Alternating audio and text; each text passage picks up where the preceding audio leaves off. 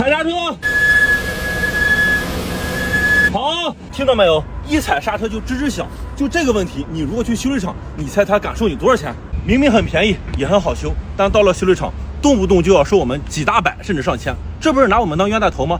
今天小腾就来告诉大家，汽车上的异响到底应该怎么修。来，第一，打方向嘎嘣嘎嘣响，更换平面轴承80。第二，跑高速嗡嗡响，就像这样，更换轮心轴承120。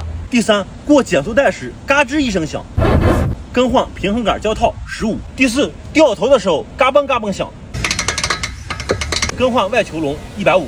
第五，过水泥路面的时候咚咚响，像打鼓一样，更换减震器芯80。第六，打着火的时候发动机舱里面吱吱响，往这个皮带上面倒点水，异响消失。一般是皮带松了，1分钱不用花，把皮带调紧一些，问题立马解决。